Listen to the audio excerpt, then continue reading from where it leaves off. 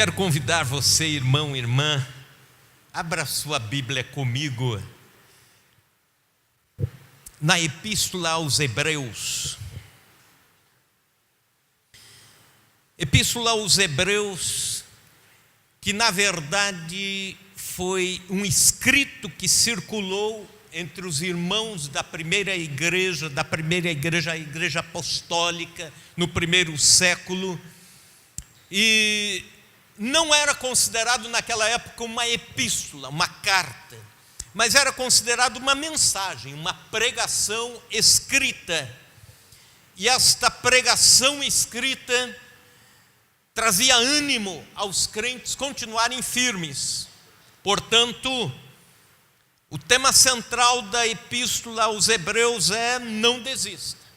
Esse é o tema central. Se você ver todos os capítulos, em todos os capítulos há esse apelo dizendo: não volte atrás, porque nós estamos numa melhor aliança, um melhor sacrifício, um melhor sacerdote, Cristo. Essa carta é escrita a cristãos que saíram do judaísmo, se converteram ao cristianismo e estavam querendo voltar atrás, por causa da perseguição e por causa de muitos problemas advindos desta conversão. Então, quando você abre na Epístola aos Hebreus, não esqueça disso. É uma carta de ânimo para continuar na fé. Capítulo 13 de Hebreus. Enquanto eu fui falando aqui, você foi encontrando, é uma forma de eu ir falando e de você ter tempo para ir folheando. Você encontrou Hebreus, então vá no capítulo 13, o último capítulo, e vamos ler o versículo 5 e o 6. 2 versículos apenas, vamos ler todos juntos em alto e bom som. Solte a sua voz, vamos ler. Se alguém não tem a Bíblia, fique pertinho de alguém que tem. Vamos lá, 1, 2 e... Seja a vossa vida sem avareza, contentai-vos com as coisas que tendes, porque ele tem dito: de maneira alguma te deixarei, nunca, jamais te abandonarei. Assim, afirmemos confiantemente: o Senhor é o meu auxílio, não temerei. Que me poderá fazer o homem? Amém. Senhor Deus, fala aos nossos corações nesta noite, através da tua palavra pregada. Enquanto esta chuva cai lá fora, como sinal da tua provisão para conosco, para com a terra, que aqui dentro nossos corações também sejam inundados pelo teu Espírito, pelas chuvas de bênção que o Senhor tem preparado. Que assim seja, ó Deus, em nome de Jesus. Amém. Amém. Nós brasileiros iniciamos o ano de 2019 entre esperanças, expectativas, vislumbres. Há expectativas, e algumas exageradas, quase místicas, quase religiosas, quase devotas, sobre o novo governo que assumiu, a nova economia que começa a se vislumbrar, a sociedade e assim por diante. Mas eu convido você a ser nem pessimista demais e nem otimista demais. Meu convite para você é que nós sejamos realistas com a vida, assim como somos em outras tantas áreas, que sejamos realistas com o ano de 2019.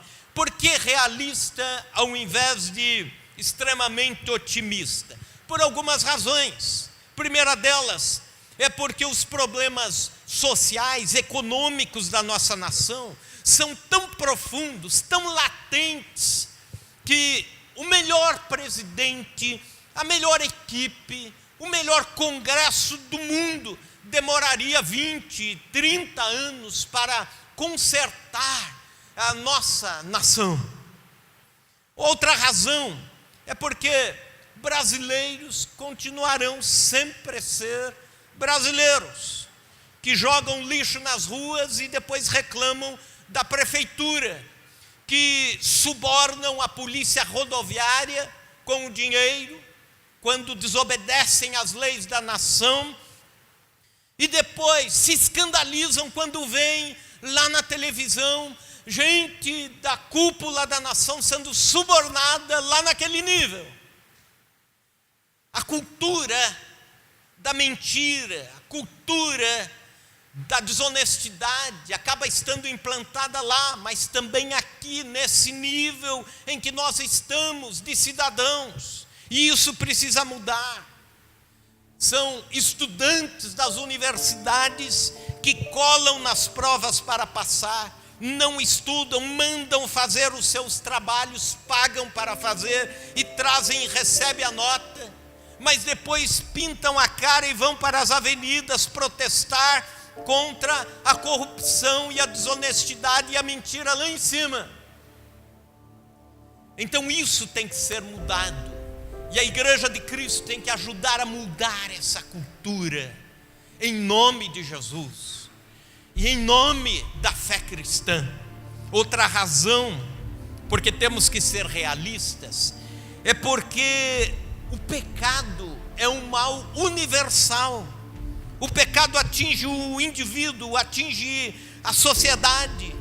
Nós queremos nos ver livres de alguns pecados da vida da sociedade, mas também como indivíduos temos que entender que é o Senhor que pode operar a transformação, a salvação, é Ele que pode mudar indivíduos e consequentemente mudar a nossa sociedade, o nosso país.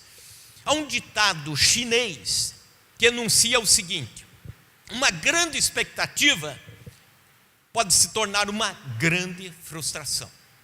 Uma pequena expectativa, pequena frustração. Nenhuma expectativa, nenhuma frustração. Então, a pergunta é: como eu posso olhar para o futuro de 2019 com esperança e sem me frustrar? Como eu posso mirar 2019 com otimismo, mas sem me decepcionar? O texto nos traz duas orientações. Nós podemos encontrar muitas na Bíblia Sagrada, mas quero me ater a essas duas orientações que podem fazer uma balança assim para 2019: otimismo e realismo. Podem fazer assim essa balança: o que eu espero, o que é a minha expectativa, e o que eu posso assumir como expectativa, como otimismo, sem me decepcionar. Para que você entenda, volto a dizer, essa epístola é escrita para judeus que estavam sendo perseguidos porque se converteram ao cristianismo, a Cristo. E por causa da perseguição, muitos perdiam amigos, e grande parte dos que perdiam amigos, perdiam trabalho, perdiam emprego por causa da sua fé. Alguns perdiam a segurança e tinham que mudar de cidades. Alguns cristãos do primeiro século se tornaram fugitivos, porque não podiam mais viver onde viviam por causa da perseguição do Império Romano contra o cristianismo. E muitos desses cristãos voltavam atrás na fé. Muitos enfraqueciam. Muitos tinham aquele ideal de que o cristianismo é uma redoma de vidro que vai te proteger de todos os males dessa vida, e você vai ser um eterno menino mimado na fé, uma eterna princesa mimada, e nunca vai ter as adversidades da vida. E se decepcionavam. E a decepção desses cristãos hebreus levava-os a desistirem da fé, a desistirem da caminhada cristã. Outros, pelo contrário, olhavam a fé cristã como a sua rota de escape para a salvação, para a vida cristã, para a caminhada com Deus. E nesta rota eles se entregavam até as últimas consequências, alguns indo até o martírio. E o tema central então é: não retroceda em tempos de insegurança, não volte atrás em tempos de perseguição. Seja otimista com o futuro, sem semear ilusões. Seja otimista, sem ser de tal forma que venha se decepcionar, seja realista com a vida e com o futuro. E a primeira orientação, e essa eu trago aqui para o ano de 2019, a primeira orientação que ele dá nesse texto, o autor aos Hebreus diz, seja a vossa vida sem avareza. Versículo 5. Avarento é todo aquele que pauta sua existência no ter, nas cifras, nas conquistas financeiras, materiais. Avarento é o que baliza a extensão da sua vida na ambição, na cobiça. Avarento é o que, na virada do ano, só vai desejando assim, sucesso, cifras, muito dinheiro no bolso e assim por diante, prosperidade. A vida dele só é pautada em bens materiais. O avarento se frustra quando não alcança o que ambicionou. O avarento se decepciona quando não alcança o que cobiçou, porque cobiça. O avarento sente inveja daquele que tem algo e ele não tem, porque os seus sentimentos estão minados. O avarento é aquele que entra em crise quando perde alguma coisa. Avarento é aquele que perde o sono quando está perigando perder alguma coisa dos bens materiais. Avarento é aquele que briga com os filhos, maltrata a esposa, grita com pessoas por causa de bens materiais e cifras. Avarento é aquele que se suicida se vai à falência. A avareza é o único pecado na Bíblia chamado de idolatria. O amor ao dinheiro é como o culto aos falsos deuses. E Jesus nos adverte dizendo que Mamon, Deus que era chamado Deus das finanças, pode concorrer com Deus, o Deus verdadeiro, sobre quem será o que vai assentar-se no trono da nossa vida. Então, ou Deus é o Senhor da sua vida, ou os bens materiais são senhores na sua vida. E eu volto a dizer, não é o problema do ter muito ou ter pouco, não é o problema de ter ou não ter, mas é o sentimento que está por trás desse ter ou não ter, é que é chamado na Bíblia de avareza. É por isso que a Bíblia diz que não é o dinheiro a raiz de todos os males, mas o amor ao dinheiro, um sentimento, amor ao dinheiro. Tem gente que recebe muito de Deus, saúde durante o ano, unidade da família durante o ano, bens na vida espiritual durante o ano. É o filho que se converte a Deus naquele ano, é a bênção de uma cura, de uma enfermidade naquele ano, mas vai sempre olhando apenas para os bens materiais e dizendo, esse ano está difícil, esse ano está ruim, esse ano está mal. Mas por que está mal? Porque a conta bancária, porque perdi clientes, e só olha para isso e esquece de tantas bênçãos que Deus tem dado. O ano de 2018 foi um ano abençoado e bom para muita gente, apesar das lutas, sabe? E você tem que ser grato a Deus por tudo que Deus fez no ano de 2018, pelas coisas que Deus fez pela sua vida. E se você começa a ser grato a Deus pelos bens materiais, pelos bens espirituais, pelos bens, pelos valores espirituais, independente do que for a economia do nosso país em 2019, você vai terminar esse ano agradecendo a Deus, com espírito de adorador. Você vai terminar esse ano agradecendo os feitos de Deus na sua vida. Você vai terminar os 2019 com ações de graças a Deus. Aleluia! Se você viver a avareza em 2019, você pode se frustrar e terminar o ano frustrado, dizendo, pensei que ia ser melhor, e não foi. Mas o autor aos Hebreus nos dá 2 antídotos, isto é, 2 remédios para combater a avareza. E eu quero que você não os esqueça ao longo do ano de 2019.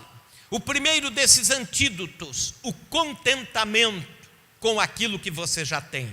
Veja a parte B, a segunda frase desse versículo, do versículo 5. Seja a vossa vida sem avareza, a primeira parte. Como? E aí ele começa a dizer o como. Contentai-vos com as coisas que tendes. Contentamento com aquilo que já temos. A questão não é o ter ou não ter, eu volto a dizer, mas é a emoção que domina você, tendo ou não tendo. E tem gente que tem e não está contente. E tem gente que está contente com o que tem. Então o problema aqui não é o ter ou não ter, mas o descontentamento ou o contentamento. Então a palavra de Deus está nos levando a pensar exatamente isso. Esteja contente com aquilo que você tem. Não é acomodado, mas contente, grato a Deus, sem o coração estar cheio de ambição, de ansiedade por aquilo que você não tem. Satanás quer dirigir suas emoções a partir dos bens de consumo. Sabia isso? Sabia disso?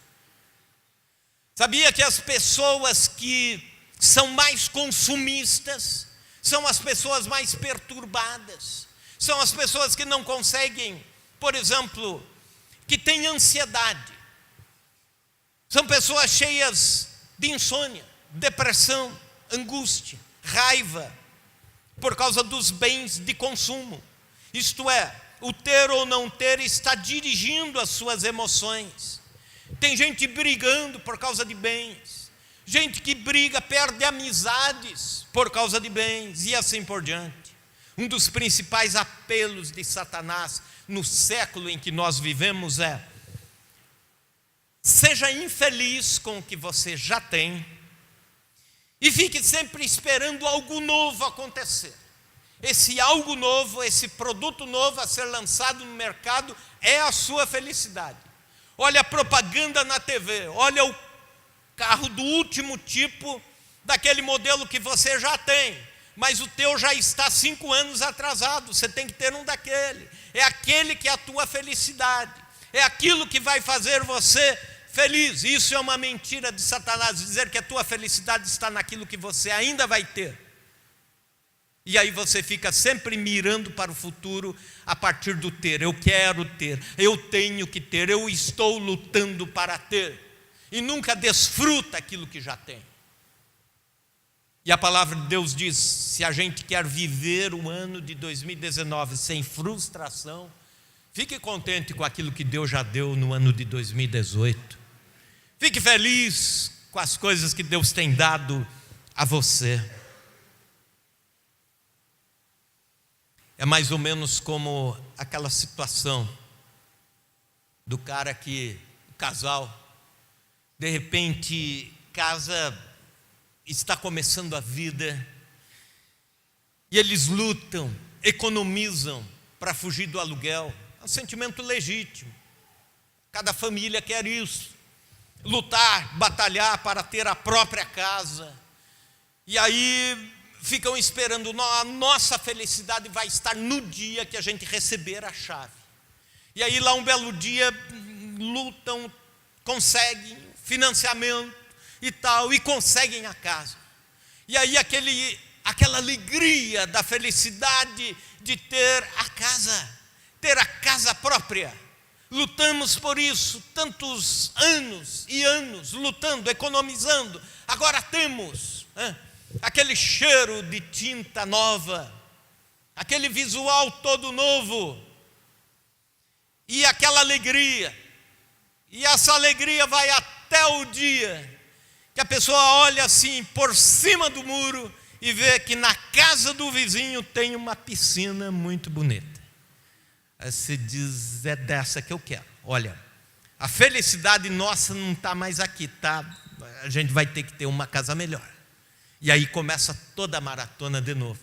E quando já tem a casa melhor, aí diz assim: olha, mas não está bom ainda. tem que ter o rancho. Se tiver o rancho, aí sim vai ser a família feliz. E não é. Aí a infelicidade vai continuar no ano de 2019, 2020, 2021, 2050, 2070. E aí você vai sempre levando para frente e achando que um dia vai ser feliz. Alegre-se com aquilo que Deus tem dado a você já. Aleluia. Aquilo que você já conquistou. E essa questão do contentamento permeia toda a Bíblia. Por exemplo, João Batista pregando no deserto, e alguns soldados romanos se converteram e vieram perguntar o que nós vamos fazer. E nós o que faremos? Lucas 3,14. Veja o que ele disse: a ninguém maltrateis, não deis denúncia falsa, e contentai-vos com o vosso soldo. Em outras palavras, o cidadão do reino vai estar sempre contente com aquilo que Deus dá. Que seja esse o nosso antídoto contra a avareza, que seja essa nossa trilha para o ano de 2019. Um segundo antídoto também contra a avareza é a confiança no amparo de Deus. Veja comigo ainda no versículo 5, a última parte, porque ele tem dito: de maneira alguma te deixarei, nunca jamais te abandonarei. Vamos repetir essa frase juntos? De maneira alguma te deixarei, nunca jamais te abandonarei. O autor, volta a dizer, está escrevendo a cristãos que já foram judeus. E ele usa essa frase trazendo lá do Velho Testamento. Que esta frase significou muito para os grandes líderes daquela época, do Velho Testamento. Por exemplo, a Jacó, Deus disse isso, em Gênesis 28:15: eis que estou contigo e te guardarei por onde quer que fores, e te farei voltar a esta terra, porque não te desampararei. Promessa de Deus ao patriarca. Ele também deu essa promessa a Israel. Deuteronômio 31, versículo 6, e depois o 8 repete: o Senhor é que vai adiante de ti, Ele será contigo, não te deixará nem te desamparará. Não temas, nem te atemorizes, o Senhor é contigo. Aleluia. Ele também deu essa promessa a Josué na entrada da terra prometida, e diz: ninguém poderá te resistir todos os dias da tua vida, como fui com Moisés, também serei contigo, não te deixarei nem te desampararei. E agora ele dá a mesma promessa a todos os cristãos, inclusive a mim e a você. Nesse ano de 2019, Deus não vai te deixar e nem te desamparar. E isso basta. Você não precisa colocar a tua ansiedade, a tua angústia em bens que podem faltar ou não. Deus está presente e isso basta. Aleluia. Não te deixarei e nem te desampararei. Ouvindo uma pregação do reverendo Augusto Nicodemos, ele trouxe uma curiosidade interessante sobre esta expressão. Ele diz que esta promessa é inalterável. Essa promessa é tão invariável que o autor usa aqui uma negativa quíntupla. No original grego está assim: não te deixarei. Quantas vezes o não? 2. E na segunda frase, não, nunca, jamais te desampararei. Então, pela primeira e única vez na Bíblia, existe a chamada negativa quíntupla. É Deus dizendo assim: ó, de jeito nenhum, eu não, de forma alguma, não te desamparo, eu não te deixo. Confie em mim, confie na minha presença, que eu não te deixo. E ele diz isso 5 vezes. Deus afirmando: não se entregue à avareza, porque eu estou cuidando de você. Se a primeira orientação tem a ver com relação à economia, e Deus dizendo: não se entregue à avareza, Deus dizendo: seja a vossa vida sem avareza, e dando duas recomendações que são aqui dois antídotos, que é contentar-se com o que tem e confiar na presença de Deus, no amparo de Deus. Ele também dá uma segunda orientação: não tema os homens. Versículo 6, acompanhem comigo. Assim afirmemos confiantemente: o Senhor é meu auxílio, não temerei. Que me poderá fazer o homem? E esse texto ele tira do Salmo 118, versículo 6, exatamente essas palavras: o Senhor está comigo, o salmista diz, portanto não temerei. O que me poderá fazer o homem? Quem teme aos homens pode fracassar. Quem teme aos homens pode sucumbir. Quem reverencia homens, seres humanos, pode se frustrar. Quem diviniza alguém, um ser humano, pode se decepcionar de forma cruel. Mas quem teme a Deus sempre vai ter a consciência da providência de Deus, das promessas de Deus, das garantias de Deus, do sustento de Deus. E é um pregador que diz assim: quem teme a Deus não precisa temer os homens. Então, nesse ano de 2019, coloque sua confiança em Deus, tema a Deus, sirva a Deus, ame a Deus. Que Deus seja o Senhor da sua vida, dos seus ideais, dos seus sonhos. Que Ele seja a diretriz da tua confiança. Não deposite a sua confiança ou o seu medo em seres humanos. Eles podem falhar. Se eu confiar em soluções humanas para 2019, posso falhar, posso me decepcionar, me frustrar. Se você temer aos homens e não temer a Deus, pode se frustrar, porque os homens podem errar, podem decepcionar. Eu li ontem a lista dos 15 líderes que mais decepcionaram o mundo em 2018. Depois procure lá, quando você for para casa, você vai ver. Eu não vou dizer todos aqui, né? Tem gente conhecida, tem gente brasileira no meio disso, mas a maioria são políticos, como por exemplo o governador do Michigan, o Butler, presidente da FIFA, o Chris Christian, governador de Nova Jersey, e assim por diante. Pessoas, nomes que brilharam em 2017 e viraram chacota em 2018.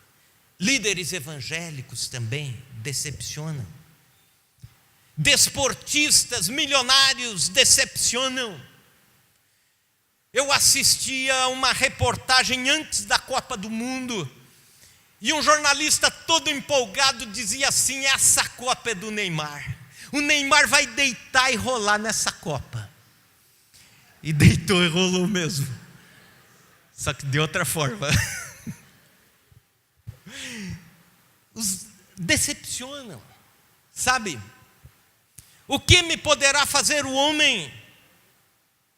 Existe possibilidade dos homens perseguirem você, existe possibilidade dos homens, dos seres humanos traírem a confiança, existe a possibilidade dos seres humanos desampararem você, existe a possibilidade de frustrarem, decepcionarem você, mas se a sua confiança está em Deus, esse ano de 2019 será uma bênção na sua vida. Você não vai se frustrar. Confie em Deus, se alegre em Deus, sirva a Deus. Muitos perdem o foco da sua vida porque têm medo da opinião dos homens. Muitos perdem o foco da sua vocação porque têm medo do que os homens, os seres humanos vão dizer.